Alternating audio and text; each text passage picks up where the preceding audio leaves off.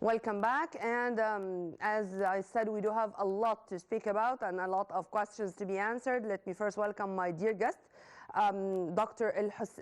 Al-Hussein Al-Shinawi, health coach, performance nutrition consultant, and medical exercise specialist. Thank you very much for being with us, sir. Ramadan Kareem, Nermin. Happy Ramadan to you and to all our dear viewers. And let's start with the word Ramadan. Ramadan means fasting.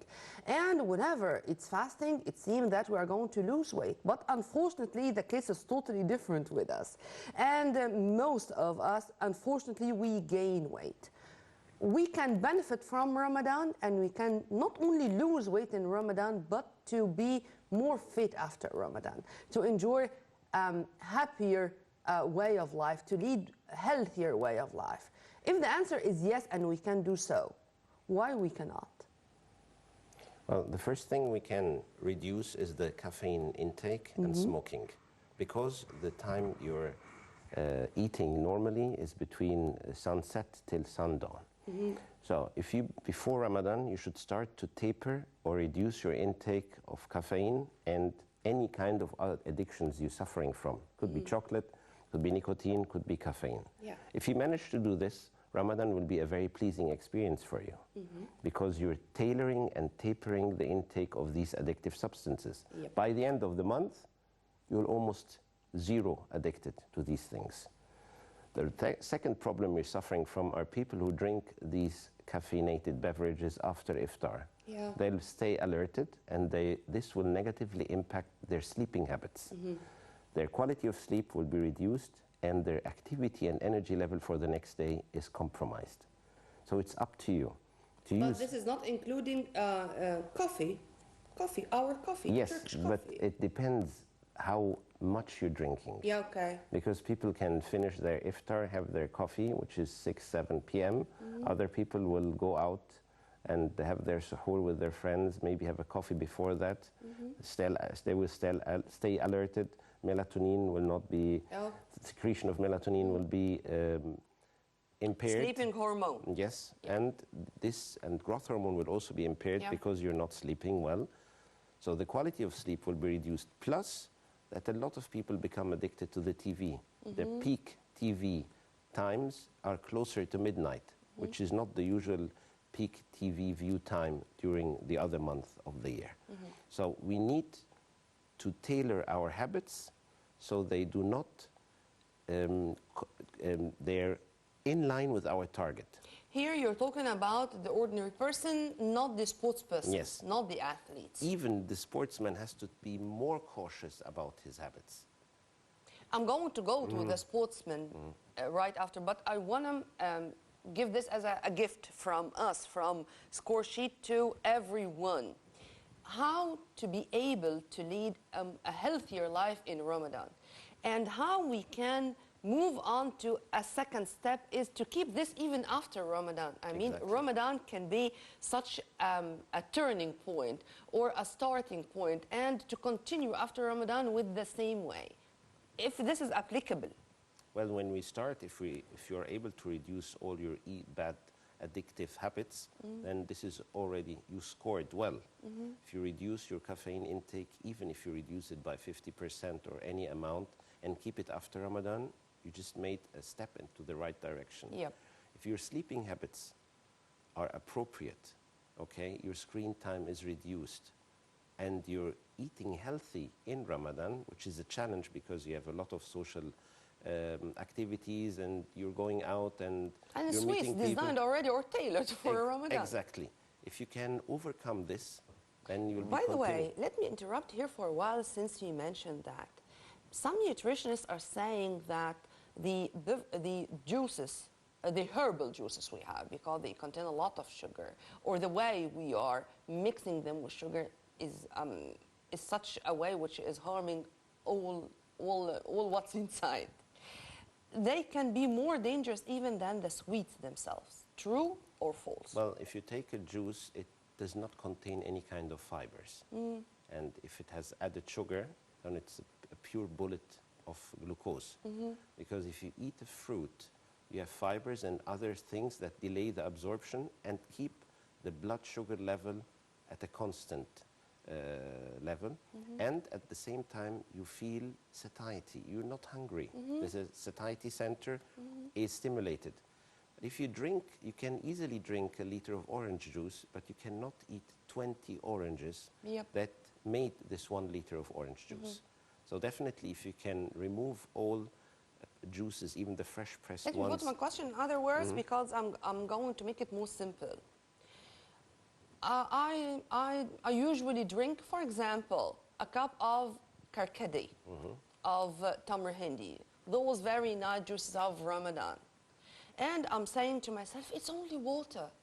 What did I take? After that, I will start eating and I will continue with some very few pieces of kunafa or ataif or whatever. And this can be catastrophic after only 1 week, not by the end of Ramadan. How I can enjoy myself without hurting my body? Simply by reducing the intake. It's not logic to deprive your body completely from it. You're not invited every day to go out. You're not meeting people every day. You can keep this for your social meetings or gatherings, or at least you don't look odd in front of the other people. Man, he's doing a diet in Ramadan, must be crazy. Yes, or he's following a lifestyle. Yeah. This is what I mean. But if you can even reduce it, it's the step into the right direction. And it depends also when you have these sweets. Are you going to have them after and with the iftar, with the first meal? The possibility that you crave anything afterwards will be reduced. But if you eat the sweets more towards the suhoor, the possibility of these sweets to be stored as fat in your body is increased because the insulin sensitivity decreases towards the sundown. Yeah. Let me give my viewers a day in my life. I mean, I am a gym person and I go to the gym 3 times a week, for example, just for 1 hour, 1 hour and a half exercising. When I can do that in Ramadan, best timing, best way, and if I am a beginner, how should I start? The first thing is not to work out when you're fasting. Okay. We will come to this later on with the small experiment or the thing I'm going to show you. Okay. This is number 1. The best time is any time between iftar, after iftar, 90 minutes. So you give your body the time, the food to be digested and to be ready as a fuel source for your exercise. Okay. Till 1.5 hours or 2 hours before you go to sleep. Okay. Because you will have your last meal as a post-workout meal, which is very good. If you have iftar and a snack and then you go work out, your glycogen stores will be full. You will have all nutrients available. You can work out as much as you want, and there is no fear of becoming dehydrated, which is one of the main problems we may suffer from. Yeah. If you do this, you can work out 3 to 4 times or even 5 times a week, no problem. And if I'm a beginner? I would also not work out, definitely not work out before iftar, because as we know, we got a bottle for you to show. Great. If we imagine that this is your bloodstream, okay? And the blue, this is ink, this is the symbol of fats and anything that is in the bloodstream. When you start to sweat, the water inside your blood vessels, the amount is decreasing. What happens to the color in this bottle? It will become darker.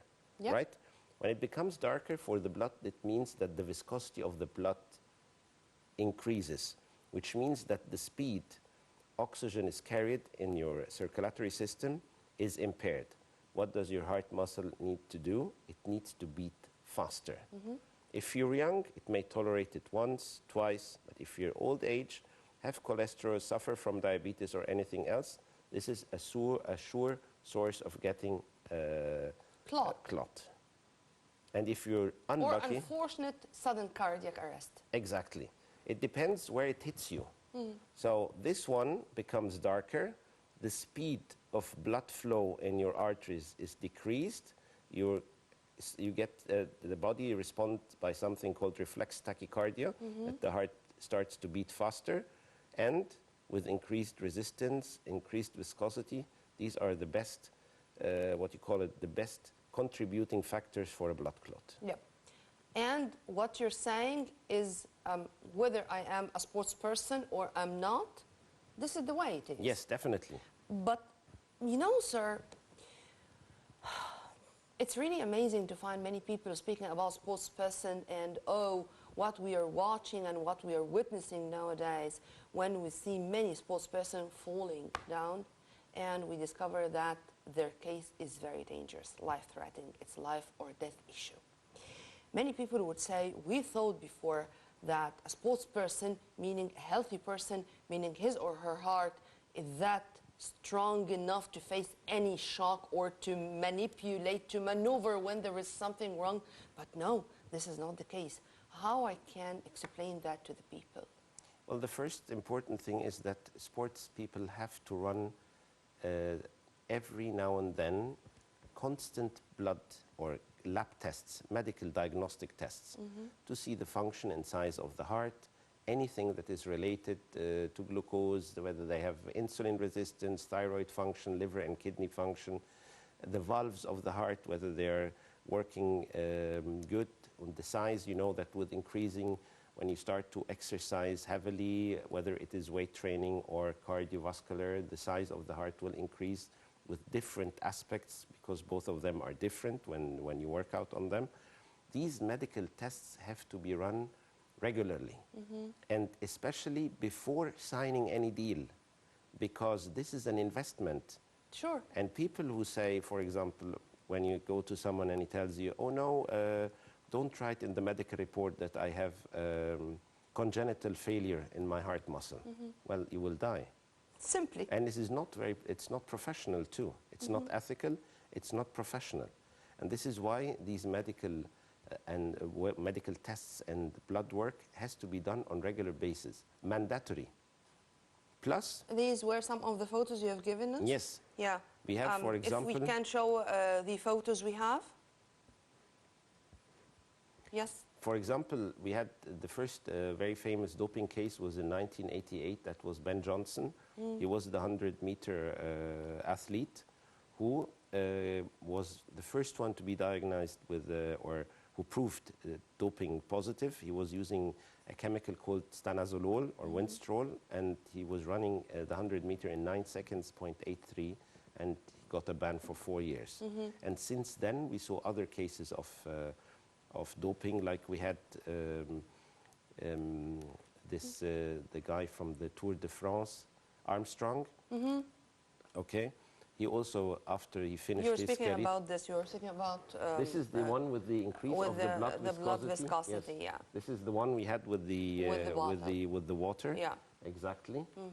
And it shows that the factors... If you want to look here, it's better, that by the way. The factors that are affecting... These are the medical tests we need to run. And these medical tests have to be run on regular basis. Not only for the start to allow you, to tell you, can you please, would you like to take this test? No, it has to be mandatory. All the tests, there are around 20 tests. We are checking the whole body. It's the same like you're going with your car to the car service. Yeah. You ask them, I need a full report. We will see in the... Full checkup. Yes. Yeah. And this is very important because as a sportsman, your body is your investment. And you have to take care of it. And by the way, here, this is something for the sake of the player himself, yes, before anything else. And unfortunately, we do have, I do not know how to name it, a culture or something like this. I am okay, then it's okay. I mean, it's not you, I mean the player, who will decide or who should decide when you are going to return back to the field. It's the medical staff you have. You should have a medical staff, nutritionist, physiotherapist, you name it. Strength coach. Everything. I mean, how I can change this culture? I mean, unfortunately, the recurrence of many injuries for many of our players deprived us from participating in many of world competitions, even in the Olympic Games. Before being together in our episode, we spoke about Ihab Abdurrahman, the javelin wonderful champion who would have achieved a lot if he participated in any of the Olympic Games before he was banned because doping. How we can change that? I think it's the mentality. We need to change the mentality. We have to see the sports field as a soft power. This is, if you want, how do we measure the countries, how powerful they are? We look at their victories in different things, whether it's arts, music, and sports. So if you're investing, you want to have professional players, you need professional certified team around them. Yeah. And this is not only, we're not talking about nutritionists, only physiotherapists and strength coach. No, we have also the people that are responsible for the sports psychology. This is very important. This is another important This is also issue, another and thing. it's another important issue. But here, because we were speaking about sports, This is the doping. Now there is a list which is modified By the WADA. by WADA. I think every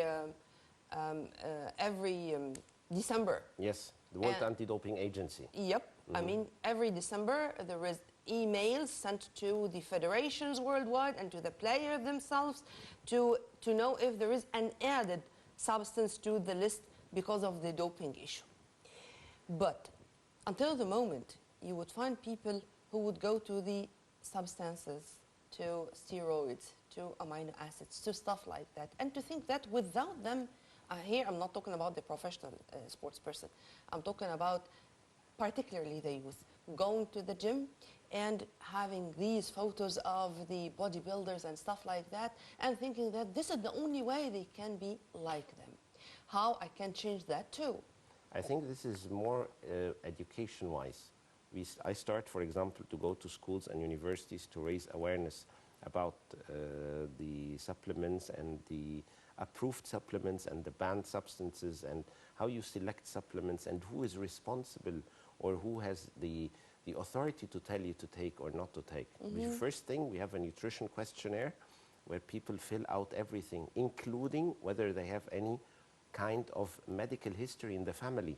Because if your parents or anyone in your family has a cancer gene or have diabetes or any cardiovascular disease, Any inherited disease. the possibility to pass it on is very high. Yeah. And after you do this, we ask you to follow a very specific program. If we find in the questionnaire anything odd, we request tests, additional tests beside the normal tests we ask for. And after you come back with the results and we find any defect, you're immediately referred to a physician, because only the physician is able to professionally and ethically treat the problem you have. And after you treat, if you have this problem, you can go and you got your carte blanche and you can start to work out. But do not go to someone and complain that you have extra beat or anything, or you feel fatigued, and then he tells you, no, it's okay, it will go away, it's the first thing, the signs of fatigue are usually because you're a beginner, and then he ends up dying on the field or working out. And this is an investment. I think the insurance companies should be one of the first companies or to be sponsor. involved into another catastrophe, because also the youth in the gym, for example, if somebody is suffering from a kind of fatigue, as you've kindly mentioned, and also a friend of him, oh, I've been through this before, and I've taken this, I've taken that, do the same without doing any exams or any investigations or knowing well what's going on, and just to take this pill and to think that what was great with your friend is going to be also great with me. This is awareness not only among the youth or the players, among the families too. I mean, this is very this is great effort to go to the schools and the clubs Definitely. and to try to spread awareness regarding this. But what about the families? One of the reasons that made me become a specialist in that field is that I was going to the gym. I was in the starting 20s, and a guy died in the gym. He was the same age like me, and he was the only child. And because me and him, we were good friends, I went to the funeral, and his mom invited me to his home to check. Could be anything that proves that he's taking any kind of... On something. Yes. And I discovered that he was taking a diuretic in Ramadan. Oh. And you can imagine you take a diuretic in Ramadan in order to look dry and crisp. And he ended up, he was 21 or 22. And if not death, what about renal failure? Yeah, what about hepatic failure? Definitely. What about... is it worth it? There is a lot to speak about, but God forbids. I think now the case is a little bit different, and our youth are aware of what's going on or what can happen to them if they step in the wrong direction. They need to seek professional help. And the parents, if they find anything at home, they have to be very strict. We are, unfortunately, a lot of parents are delegating. They are trusting their sons and their kids. They're leaving them at home with their electronic gadgets and their mobiles and their iPads and everything, and social media, and anyone sees an ideal in front of him with pumped muscles and he wants to achieve this overnight. People are becoming lazy. They don't know that this is an investment. This is an investment that comes with time.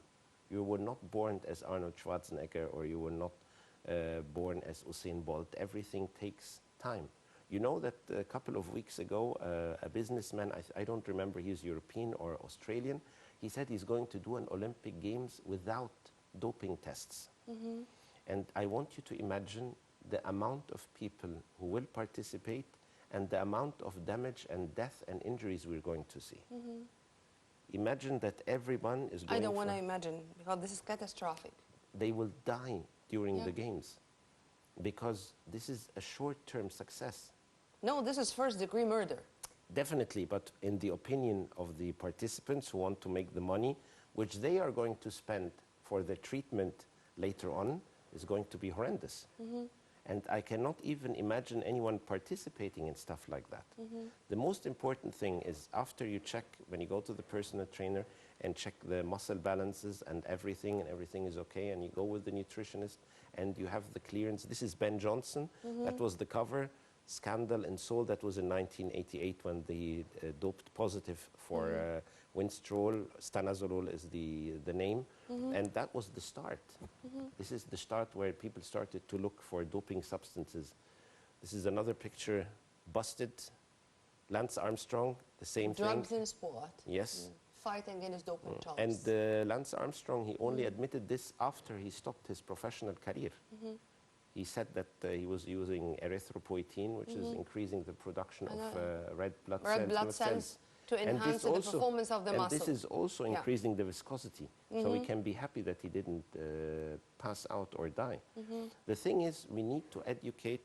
This is the tests that needs to be done to see how the heartbeat is going. There is another one where he's wearing a mask. We want to see the VO2 max and the performance of the cardiac muscle. This is important. Imagine you're buying a player as a professional club for how many million euros, and you discover that he cannot play again. Yeah? Not only for the player who kept hiding his medical history, but also for the club who has invested that amount of money to discover at the end that he bought a useless player. How can you go to a medical center and ask the doctor who is doing the medical screening and the lab tests not to write down that you have a medical case? This will mean I have no future, I'm going to die. Well, you're also going to die if you go perform on the field without informing the people about the medical history. So we have... What happened with Ericsson when he fell down, and when his teammates around him discovered that he had this sudden cardiac arrest, and then he returned back with a machine just to live with, far from returning back to the field and stuff like that, these incidents, do you think they ring a bell?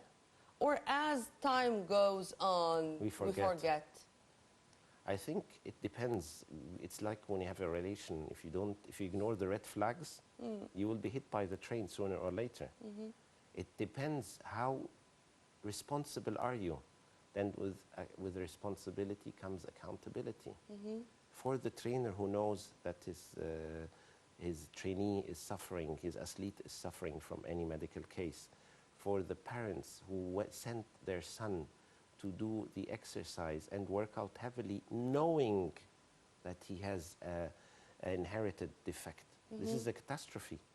Imagine, forget that you have been sending your son 3 times a week to the training. You have been sending him to competitions around the globe, and then a medical test comes, he has to stop. You will start to think, if you're an egoist, am I now, all the money that was spent on that player, on my son, the time investment, the traveling expenses, especially with the de-evaluation, am I going to throw this into the dustbin? No, I need now to have a return on investment. I even think, like I said, the insurance companies should sponsor these medical tests, because if you die during the training and you get a compensation for how many £1 million, knowing at the same time that this player had a defect, and you should have been prevented from doing the sport. Investment, and I'm always saying now that sports, it's an industry. Definitely. An industry. Revenues, costs, training, you know, everything. I mean, talent, of course, is very important, but many things around talent. Professional. And I'm going just to give one example. Cristiano Ronaldo. Why Cristiano Ronaldo is still Cristiano Ronaldo until the moment? Because in addition to all what he's doing to himself, he is focusing on all the details. Yes. I mean, to take the devil is in the detail.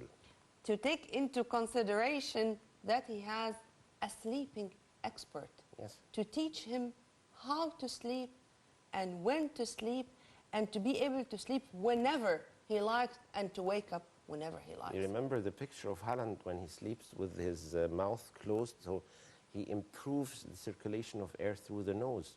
These are all things we should learn.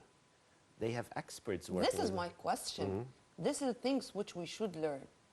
But it's not easy. How I can convince my athlete, my professional player in any game, in any sport, that if he or she, of course, is not following such a program, he is not going, or she is not going to continue as a pro. She's not going anywhere.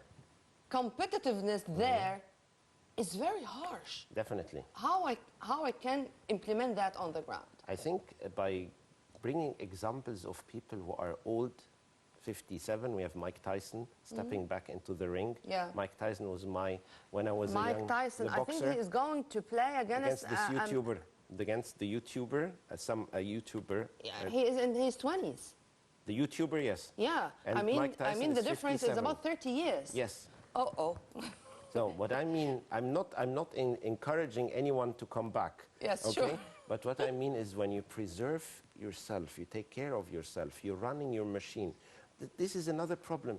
You take care of your car. You put the best motor oil in it. You are sure that the spare parts are original. The fuel has the right octane. Man, this is an engine. You can throw it away and get a new one. What about your human body? When you start to give yourself peptides and you give yourself fragments, and you give yourself growth hormone and insulin and banned substances, this is exactly like you put a heavy engine or a powerful engine into a car that was not built for it. I remember a statement which was said by one of my favorite writers, Dr. Ahmed Khalid Tawfiq, may God bless his soul. He said that your cells will never forgive you if you mistreated them. Particularly if you did that for such a long time in your youth period. Your cells will remember every single time you mistreated them. It's like the sentence of saying life is like a supermarket. You can buy and you can get everything you want. At the cashier, you'll have to pay for everything you did and bought. You mentioned a very important thing, and I decided that this is going to be a special part. because for me it's really special. Sports psychology. Because sports psychology is now part and parcel of any medical team, or should be medical team for any pro and any sport. Relatively new in Egypt? Yes. Great. Definitely. How I can also say that now this one is a player who is ready to participate, to compete. I mean, because we have bad losers. We have very fragile players, very talented but fragile in the same time. We have players who lack what we call resilience. Definitely. And they are not able to continue in the same way. Sustainability, stuff like that. All these things, how we can benefit from the points of strength and eliminate the points of weakness. This needs a mental coach. This is not my field of expertise, because I respect, as you know, my field of expertise as a nutritionist and former personal trainer. The thing is, this mental coaching teaches you how to cope with the different obstacles you're facing. One of our athletes, for example, Mayar Sharif, I would advise her to have a mental coach. She's very talented. I can't imagine that Mayar does not have a mental coach. I do not feel that she has a mental coach. Oh. Okay, she's a very talented player. Yeah. She's the future of tennis, if I may say so. But I think when she starts to drop in a match, she loses hope. Okay, she loses, the mistakes start to show, and so Hope on. Or She's not concentration. motivated. Hope, concentration. She's not motivated enough. Defeated. Anyone becomes defeated if this coming back needs to be coached. Okay, that you don't throw the towel and say, "Come on, I lost." These comebacks have a very sweet taste and success in any sports, whether it's in motorsport or we had, if you remember, Michael Schumacher in his last race, he got a tire. His car got the sliced back tire, and he dropped back to the last place, and he finished the race in 4th place. And the person who saluted him on his last race was Pelé, the football legend. So coming back, you have to be mentally coached.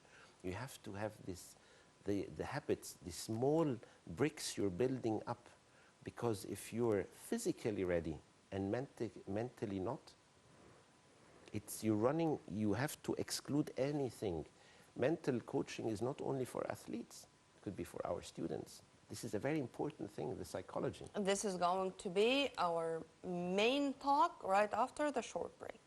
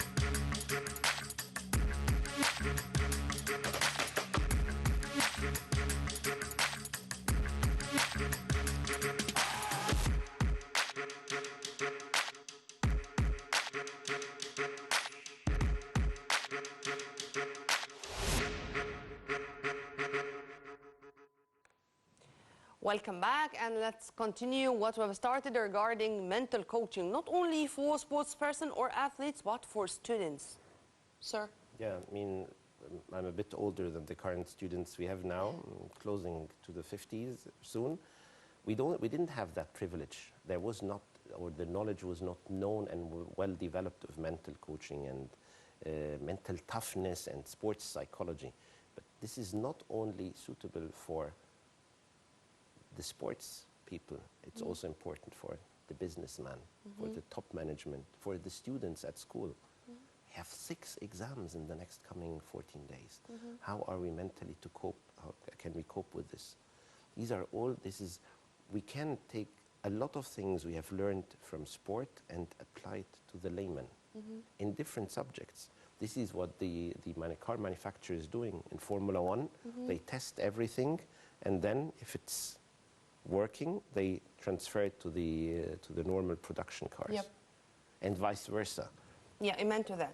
But here I wanted to focus on mental toughness and mental fitness with sports persons because, for example, in modern pentathlon, we all cried with Farida Khalil a year ago. And a year later, she became #1. And I think that, inshallah, she is going to continue in the right direction. With with her mental coach, we discovered the difference. Hannah Gouda, with her mental coach, we discovered the difference with Hannah Gouda. You know, She started very early. This is excellent. This is it. This was my question. And I mentioned those two because they started very early. How it's that important to start with mental coaching that early, not to start with mental coaching whenever we discover a defect in or something wrong with the mental fitness of any athlete. I think this is our culture. We wait for the catastrophe to hit us, okay, for the building to fall down, and then we start to take reactive steps. But this is definitely could be the parents behind it, who are reading, who are encouraging, who see they are fine-tuning. For example, Hannah Gouda, she's very young. Yeah. Okay. She's a very promising champion. Amen. She needs to have a professional team around her. And that the parents or the coaches around them or whoever advised to seek the professional assistance of a health or a mental coach, this is excellent. And I'm sure that this will also affect all other aspects of life. Because if you're mentally tough, you know how you will tackle the obstacle coming. You know how to plan ahead. And you know, you have the scenario. You go on the field, you know, like Tiger Woods, who have been doing the same strike for 100 times. It's a program.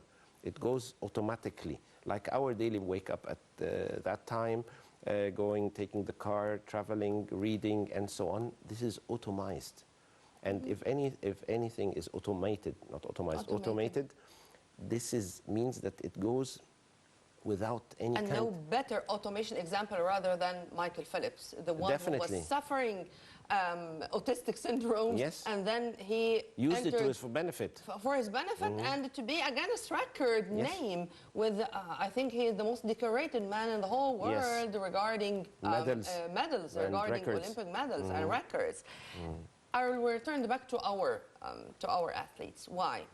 Because unfortunately, you can find a very talented player in any sport, but being that fragile and is not able to continue. And here I should mention Naomi Osaka. When Naomi Osaka said, I'm not going to continue. This is my capabilities. I will have a break, and whether I'm going to turn back or no, I don't know what's going to happen, and I'm that frank to myself. I'm not going to continue with that because simply I can't. Is this an example which I should follow, or an example which I should forget about?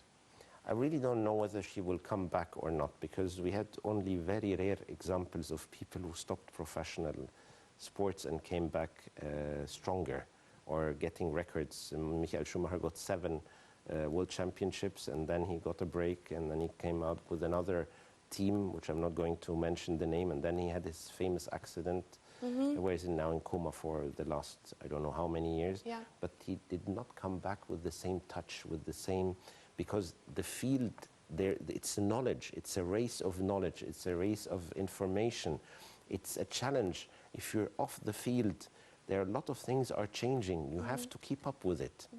Yeah, if she's going to take a break, but keep training and working on her weak spots. Being frank to yourself. Yes. And this is a good step. This is a good step. But working on it. Working, of course. But why I'm saying so, because we are putting such pressure on our players. Whether players who are amateurs playing for fun or playing just to keep themselves fit, you would find sometimes the parents are putting such a pressure on their kids. No, you should continue. No, you should win. No, you should get the medal. No, you should grab the title. Stuff like that. It's very simple, because it is a prestigious thing if you invite your friends over to your home, and then they come in and they see beside all the certificates you had in your life, a couple of medals. And then they will definitely ask to who these medals belong. Oh, this is my son. He is the champion in XYZ. This is one of the reasons why my two boys, I have two boys, one is 11 and the other is 9, I decided to let them test the different sports. They will even test karting for motorsport, okay? And then they will decide what they want. Because if they love what they are doing, this is the first right step. In forcing someone to do a sport he or she doesn't like is the best way to failure. Okay, this is number one. Number two, you have to meet the coach of your kids and talk to them. You can. I see a lot of coaches who are very unfriendly to the kids. Okay, and they treat them like, this is a relation. It's like a teacher. Sure, a mentor. Teacher, exactly. If you have a bond, you see your child, we need to go to the training. We're going to miss the training.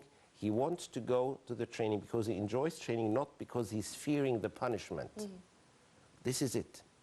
I'm going to take it from here, because the word enjoy here is very important, because I'm going to mention another type of pressure. The pressure or the responsibility of the Egyptian flag. When one of our players is included into the national team of his or her sport, and to know that he or she is going to represent Egypt. This is such a heavy responsibility.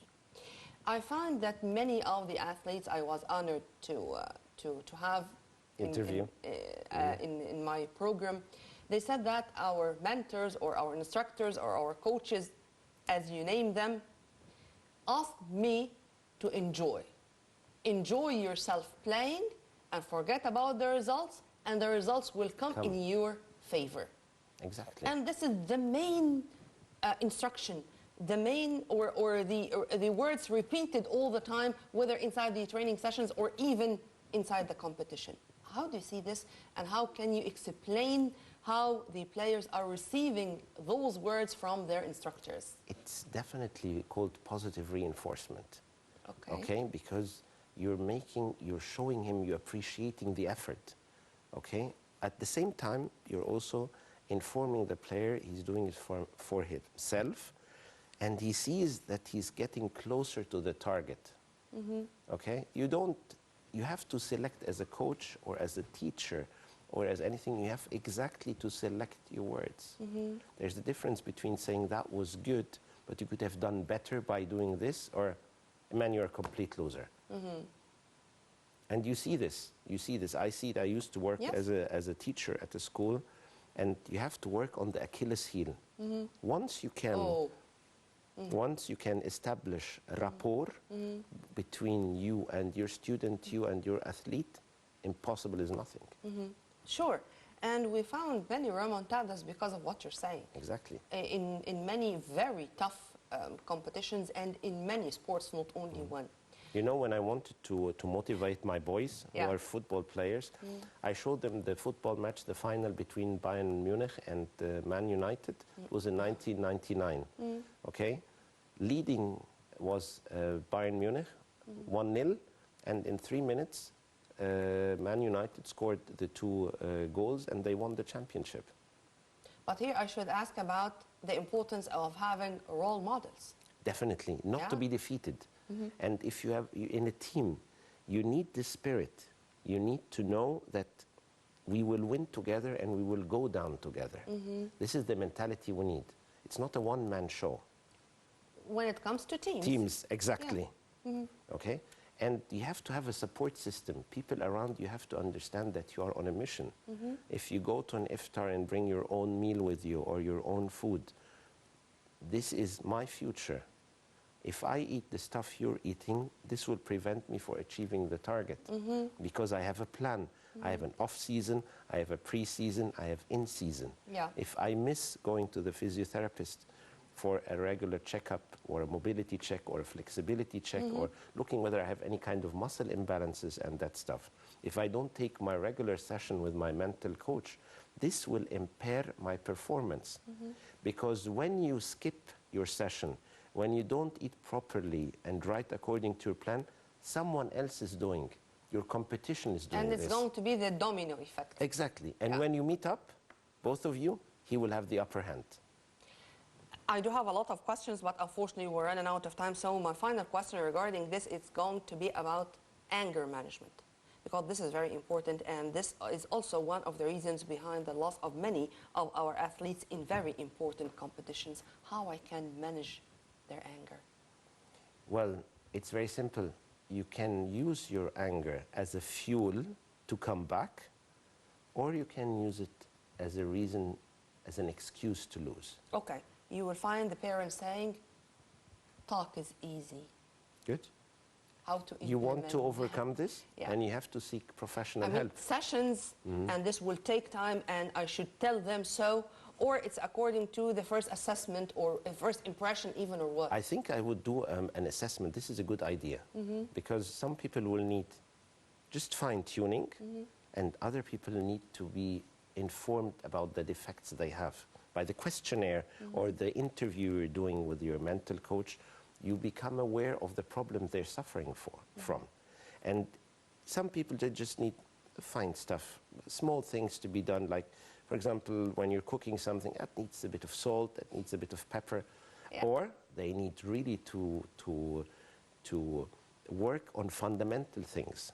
And you should even meet, you could meet, if my son is a student and a sportsman, if he starts to seek or go to a mental coach, I will also get the feedback from the teachers in school, because they will say he's more focused, he's more resilient, okay? He works harder. This is how to have a pro at home. Well, sir, I enjoyed our discussion, and I'm going to leave you the promises you again in more episodes of Score Sheet. Thank you. The pleasure was all mine, and Ramadan Kareem. Happy Ramadan. Thank you. Well, I was very much honored to have with me Dr. Al-Hussein Al-Shinnawi.